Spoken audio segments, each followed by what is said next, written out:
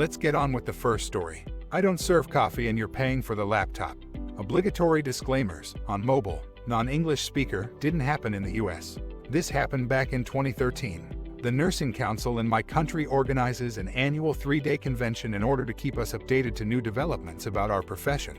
It's not mandatory, but it gathers a lot of people for 2 reasons. First, you can present a paper or research you worked on and be considered published, and second, because they do it in a different city every year. It's a good way for a vacation. It usually takes place around the middle of May. Important information: tourist season in my country begins in April. For about 2 years, the nurses in the company I worked for had combined forces to write a paper about training and educating patients. I was the unlucky sod that had to do the presentation. We apply and they give us a spot early on the first day. The convention is held in a very touristy city in a 5-star hotel. I'm staying in another, cheaper, like $100 per night cheaper hotel.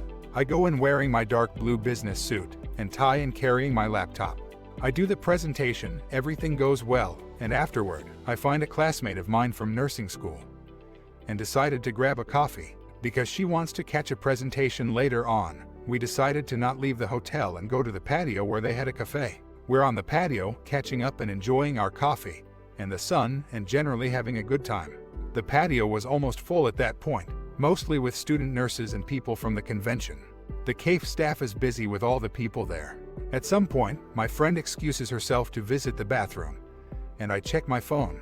Suddenly, I feel someone looming over me, and then I hear a high-pitched "excuse me." I turn my head to see a slightly pissed woman staring daggers at me. She looks like a prototypical Karen.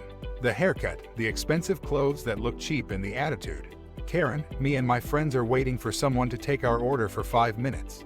She pointed a couple of tables over where a couple of women in the same subcategory are sitting. Me, so? I asked, confused. Karen, so get off your break and come take our order. Me, I don't think so. You have to wait for one of the servers. I don't work for the hoe. Karen, leaning towards and getting in my face. Listen up, you peon. We are paying customers and you're going to do as you're told. Break is over. And with that, she sweeps her arms on the table, spilling the coffees and glasses of water on me, but mostly on the laptop I had next to the table. At that point, I'm furious. I get up and there is a noticeable size difference. I'm 6'4", 225 pounds. She is maybe 5'6" on 3 inches heels. Me, listen up, you little bitch. I don't work here, and even if I did, I wouldn't serve people with your attitude. And if something happened to the laptop, you're paying for it. Karen, you dare to threaten me? Me, do you know who I am? Me, no, and I don't give a shit. You're just an entitled bitch. At that point, a lot of people were looking at us, and a server was coming over. The servers were dressed in black pants, a white shirt and a black apron. And Karen decided to try to slap me. I caught her hand as the server came next to us. Server, what is happening here? Karen, your colleague is refusing to take our order and is threatening me. Server, taking a look at me. Madam, this man doesn't work here. He is a customer. Apparently, her little brain couldn't compute, because she continued foaming until a manager and security appeared. When the manager asked what happened, I replied, "This woman insulted me, deliberately dropped coffee on me and my personal belongings, and tried to attack me. I would like to press charges." The implication of getting the police involved in another rant by Karen. How it was discriminating against foreign tourists, and she would sue me in the hotel, and how we should respect our betters. You know, lovely stuff. The aftermath was that I pressed charges and Karen was kicked out of the hotel. I don't know what happened to the rest of her clique. The laptop was ruined and the bag's zipper was slightly open, and all the coffee poured directly on the laptop. The hotel offered me a full paid weekend reservation at the time of my choosing, and about a year later I received a hefty settlement for the incident. About $3,500. Now to the second story. It's where I had TA in this one. This happened to me very shortly after I got out of the Navy. A little background. In the Navy, we tend to be a bit rough with language, and quite often the first response to any inquiry will be crude, sarcastic, and completely unhelpful. Usually to be followed by laughter at your misery from your shipmates. Occasionally one of these sarcastic remarks will gain legs and become the default response for any related request. It becomes second nature to reply without thinking. Well, on my ship this is exactly what happened. Given that, 3 months after my discharge, my first job out of the service was as a field service tech for a cash register company. Our uniform was khaki pants, a collared short-sleeve shirt, and a tie, and I was still sporting my Navy regulation haircut. Basically, if I went to any mid-range retail establishment I was Karen bait because I was obviously the manager. So I'm shopping at a large chain drugstore looking for isopropyl alcohol. It's essential for cleaning printer ink off of cash register printers back in the day, and a woman comes up behind me and asks, "Can you tell me where the curling irons are?" Without missing a beat, more importantly without allowing my civilian filter to kick in. I say, "If they were up your ass you'd know." Oh, poop. I did not just say that. I turn to look at her and see her in full surprised owl mode. Eyes the size of saucers and mouth wide open. I could feel my face turning red, so I dropped my basket and booked it out of there before she had a chance to boot into Karen mode. To this day, 40-odd years later, I have not been brave enough to set foot into that store again. On to the third story. A woman stole my sister's pads. My sister just reminded me of this story. My sister tends to get her periods at random times. We call them gorilla periods. She carries around a lot of pads, just to be on the safe side. I always keep a box of tampons in my car just so she doesn't get deterred. We stopped at a Target, before the time of masks, to use their toilet. Sissy had on a red t-shirt style dress, and I am in a blue polo shirt. So we don't really look official Target, but I guess at first glance. We get into the bathroom, still talking about what we want for dinner. And this woman pops out of a stall and snatches a pad right out of my sister's hands. Like a menstrual eagle, my sister snatches it back and says, "No." The woman says, "I asked you to bring me one a while ago." My sister said something like, "Not me, no, you didn't." The woman opens her mouth to refute that, then sees that Sis is wearing a long red maxi dress, not a red shirt, and goes Target red. She then asks my sister if she could have a pad. My sister, who hates people in general, tells her to use toilet paper and then go buy some. Since we are in a Target, the woman goes back into the stall and grumbles. We use the bathroom, shop around, and leave. There was one girl who sorts of looked like my sister. Brown bun, cat-eye glasses, petite. So maybe she thought my sister was that worker. But you can buy your own pads at the store. They have them for sale. So I DK what she was thinking. On to the fourth story. I am not a Girl Scout leader. 2 years ago I ran into an old friend who is a Girl Scout leader. She had a table set up with their bounty. I like peanut butter cookies. Those will do me in. So I asked her if she had my drug of choice. She said she would need to check her cookie van and asked me to watch her daughter for a second. I had my dog with me, so the 2 girls running the table were playing with him while a third girl was eating lunch off to the side. Some nasty Nancy walks up and says, "Are you selling cookies to me or playing with a dog?" One of the girls says sure. Nasty Nancy tells her to wash her hands because the dog is dirty. They have wipes, but the woman demands the girl go inside and wash them in the store. I can tell the little girl is getting upset because Nasty Nancy is being really aggressive. I end up telling her that the wipes will have to do because the girls can't leave without a parent with them. Nasty Nancy then demands to know my employee number for Scouts. Is that a thing? I tell her I am not the Scout leader. I am waiting on cookies myself. I just happen to know the little girls and am watching them while the Scout mom gets the cookies. Nasty Nancy says that my dog shouldn't be near cookies, and she isn't gonna buy any because I am a liar. I am obviously one of the girls' moms because we have the same hair color. My friend ends up coming back with my cookies. I pay and put them in my car. Then I come back to tell my friend what happened because Nasty Nancy was still there complaining about the rude girls. And the girls were so nice about everything. I guess Nasty Nancy complained about me to someone because my friend messaged me to say Nasty Nancy called my now-legged spaniel Mix a ferocious pity. Let's get to the fifth story. I don't work here, I'm a passenger as well. Just so you know, this isn't a story of a Karen. It's quite wholesome.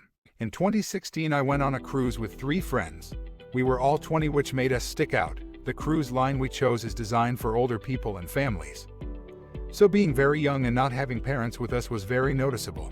So anyway, every night there's this thing called Movies Under the Stars where you go to the top deck and there's a movie playing outside. On this deck was also a burger stand, a pizza stand, and a bar, which was pretty cool. So my friends and I go up for the movie. They decide to get us some good deck chairs. I go over to the burger stand to get all of us some food. I bring the food to my friends, put my food on my deck chair, and then start walking to the bar for a drink. I walk maybe 5 meters and this little old Asian woman sitting on her own at a table grabs my arm as I walk past. Woman in a very heavy accent, "I would like a Coke." Me, "Excuse me? Woman, can you get me a Coke?" Me, Woman, "Thank you, sweetheart." I kinda turn to my friends who are witnesses to all this, really confused. I start walking to the bar again. As I'm walking I flag down a server. This deck always had like 6 servers walking around to get you a drink if you wanted one. I point the woman out and say she'd like a Coke. The server goes to tend to her. I get my drink and then go sit down. In hindsight, bringing food to my friends and being quite young confused this little old lady to think I was a server. She wasn't rude or mean, it just makes for a cute funny story. Now let's get to the final story. Hi from Texas. Private businesses can still enforce mask policies, even without a state mandate. Here's how that's going. Had posted in another sub but realized it's actually a much better fit for here. I'm a waitress. Our restaurant strictly requires masks, while indoors if your meal beverage hasn't been served and after it's been bussed. The mask mandate honestly wasn't that helpful in corralling unruly customers because they'd either argue that the mandate was not a law, so they wouldn't follow it, was unconstitutional so they wouldn't follow it, or was irrelevant because they'd eventually be taking their mask off when their food was served, so they wouldn't follow it. But while the presence of a mandate didn't help much, the lack of a mandate has made things way worse. People who previously wore a mask now don't believe it's necessary for their health or that we have a right to set mask wearing as a store policy. But what they don't understand, and what I'll reiterate for you now, private businesses can have any dress code they want. Ever go to a fancy restaurant that requires suit jackets for men? Or a grocery store that requires shoes? Yeah, where were the freedom fighters then? Anyways, regardless of your opinion on masks, no need to argue it to me in the comments or as a customer, because the owner makes those calls. My job is to enforce his decisions. Whether that be all customers have to wear face masks covering mouth and nose, or if it were all customers have to wear sleeveless denim vests. I'd have to enforce it if he wanted it so. That's literally part of my job. Our in-house mask mandate at the restaurant remains firmly in place, and I spent my entire shift telling people to comply or leave, then telling them again, then a third time, then getting our larger, more physically intimidating line cook to tell them. By the end of the shift, I was a master at putting my hand up authoritatively and saying, "Sir or Mom, it is your choice whether or not to wear a face covering. Just as it is our choice to serve you in this private business, to comply with our dress code or exit the premises." A few people called the police or, more likely, acted as though they were, but at no point did any real authorities bother coming. After my shift ended, I was absolutely exhausted and ready to forget anti-maskers, COVID truthers, and just eat some banana oatmeal. I hit the supermarket on the way home, and the chain still requires masks. As I approached the door, most people were maskless, but stopped short of the entrance to put masks on. When seeing the sign, no problem. The people directly next to me though, a mom with a classic Karen haircut and a teenage son approximately 15, didn't. Mom actually did put a tattered, ill-fitting surgical mask on. She wasn't even wearing it correctly, but still, better than nothing. Her son though didn't break stride, just kept heading into the store. His mom flagged him down and said, "Jeremy, put a mask on, it's the policy," kind of quietly as though she was trying not to anger him.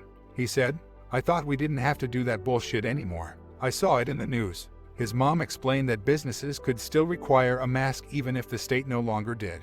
At first, I was thinking props to Karen. Her haircut is totally misleading. But her son couldn't just let it end on a nice note. He whined that he didn't bring a mask and he didn't want to walk all the way back to the car to get one, and there wasn't Wi-Fi in the parking lot, so no way was he going to wait for her in the car. If he had a mask in the car, why would he have had to wait for her there? Mom tried to think of a rebuttal, eyeing the policy. No exception sign, but seemed too tired to generate one. So she just braced herself and they headed into the store. A greeter stopped the son and said he needed a regulation face covering. But he ignored her, grunting, "Don't have one," and kept walking. The greeter called after him, but couldn't move from her spot by the door. And eventually, he was too deep into the aisles to notice. I found all this offensive, however. I was too exhausted from dealing with guys like him professionally to take it on personally. I just went about finding the right color of bananas and trying to get back to my car as quickly as I could. Fast forward to the deli counter. I had taken a ticket and was standing in line. Karen and her son were right nearby. Happily, several people were giving Karen's son the evil eye besides me and keeping a healthy distance from him. But he could not have cared less, and neither could his mom. She was placing a long, elaborate deli order, and he was picking up lemons in a nearby display and putting them back. Her son was having a loud FaceTime conversation with a friend, expelling his air and his noisy chatter onto shoppers in every which direction. But I tried to put it out of my mind because I just did not have the bandwidth to deal with people like this one more time tonight. That's when it happened. He coughed, maskless and directly on the lemons. I was getting ready to say something, but thankfully, A deli worker noticed and called him out saying he was coughing. Looking all around and noticing the kid, "Hey son, you've got to wear a mask to be in here." Karen Jr. shrugged his shoulders, but the deli guy wasn't having it, pulling out the corporate policy sheet. So Karen Jr. looked to his mom for support. She seemed genuinely embarrassed by her son, but not so much so that she would hold him accountable for his dangerous choices. She hurriedly explained, "Oh, he has a mask, but he left it in the car and we parked in the far lot." Nelly counter guy was persistent, though, saying, "I don't care where he left it, it's the policy. Mask up or head out." He took a few assertive steps in the kid's direction, which I guess was too much for Karen to handle because she threw herself in between her son and the worker. There was still easily 10+ feet of space between them. He was hardly chesting up to the kid, as Karen triumphantly declared the store isn't allowed to have that policy anymore. "Didn't you see Governor Abbott's announcement? It was never even a law anyways." That stymied the deli guy. My guess is because he had seen the announcement, and he wasn't sure what to make of it, didn't want to risk his job if he really couldn't enforce a mask policy anymore, and had a line piling up at his station so couldn't argue with her all day. So he stepped back, but not before saying, "Well, either way you shouldn't need a lawyer. It's a paragon of selfishness what you're doing. Son, my mother is dead of this disease. Dead in the ground. Never got to meet her granddaughter. She wasn't too much older than your mother. You should think about that." The kid, unblinking, laughed at this guy, not chuckled, full-blown belly laugh cackling. His mother pulled him away saying he was being rude, but didn't make him apologize, let alone apologize. I placed my order, told the guy how despicable that exchange was, and apologized for his loss. And that was that, or so I'd hoped. I prayed I'd be able to avoid them for the rest of my trip, but lo and behold, just as I was about to check out, I realized I was out of the plastic wrap. I always have leftovers, so I needed to go for the wrap. Didn't matter how close to checkout I was. I doubled back, holding my breath, no pun intended, and sure enough the mother-son super spreaders were stationed at the end cap having an argument with a clerk. As best I could figure it from the bits and pieces I picked up, customers were complaining about his coughing enough to motivate a manager to confront the family. The manager was physically intimidating, so I guessed he was the staff's go-to guy for confrontations. But it became immediately apparent he did not have a personality for conflict. His name was Chet, name tag, and he was a human teddy bear at, like, 65 and 300 pounds. He had, to his credit, managed to get Karen's cart away from her, holding it to the side so they could not continue shopping until her son put his mask on. But now Chet was pleading with Karen, "Please don't yell at me. I can't understand you when you're yelling." Karen was going off on Chet about the laws he'd broken, the discrimination he was enacting against her poor son, how the entire store had been harassing a minor child since they entered, and how the news and the corporate office would hear about this, and he'd be out of a job and no one is hiring right now so he better be careful.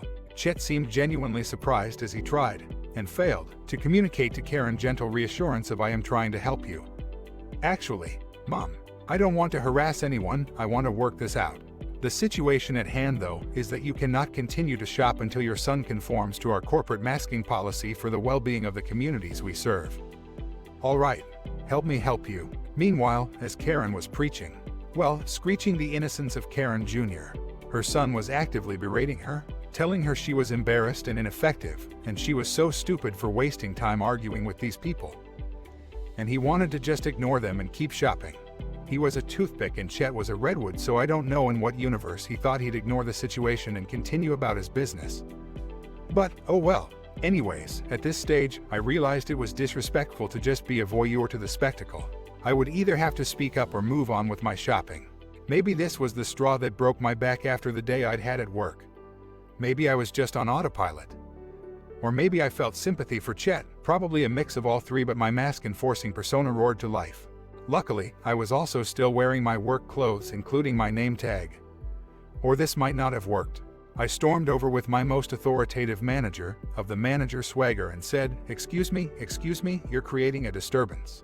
Do we have a problem here?" Poor Chet started trying to explain and remove me from the situation, thinking I was a concerned customer who was upset by the disruption of their altercation or worse, a third member of the Karen party.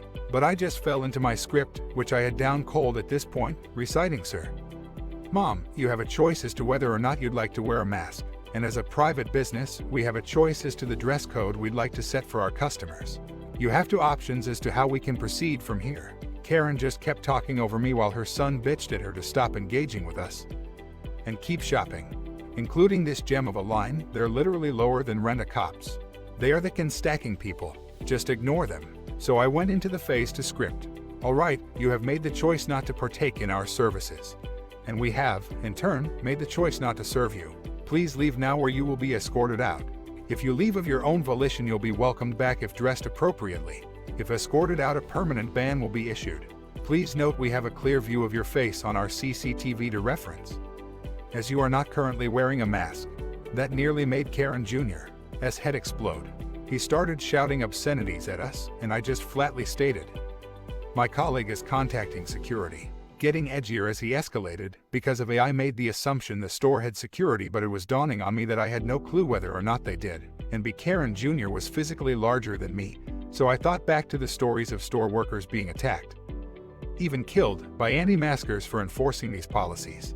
For a minute I wondered if I should have kept my nose out of this business. But Karen stepped up to the plate. Better late than never. She started pulling her son towards the door, insisting, "I cannot be banned from here. This store is easily closest to the house. Come on, come on." He resisted at first, even intentionally pushing over the end cap display in a rage. To which Chet offered the strong words of, "Hey now, was that really necessary?" When he started destroying property, Karen left him to face security on his own and made a beeline for her car. After about 15 seconds more of kicking stuff around, Karen Jr. realized he was left standing on his own defeat without mommy there to shield him from real-world consequences, and absolutely broke down. A wave of terror washed over him, and just as quickly as he'd flown into the initial rage, he bolted for the exit. Chet was so casual about all of this. He turned to me and asked, "You don't work here, do you? I've never seen you before." And I explained what I'd been dealing with at work and how I felt obligated to step in as a result, and he sincerely thanked me, even offered me coupons, but chillingly said that while he appreciated the thought behind it, next time I should not get involved.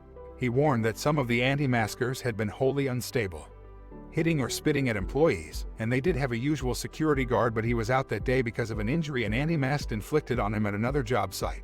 It's only because he was out that they sent any regular store workers to confront the kid at all. He sighed and said, "This is mostly what I've been doing today. I don't know if it's because I've got a calm demeanor, or because I look like I don't have a calm demeanor, but either way, I'm always the one they send to deal with the crazies." I was so distracted by all this I didn't even end up remembering to get my plastic wrap. I just checked out and headed home as quickly as I could. So, stay safe out there, everyone. Wear your masks, keep your distance, get the vaccine, watch out for one another. We'll be through to the other side of this soon. Not as soon as we could be, thanks to people like Karen and son, but soon. That's it for the video. See you guys next time.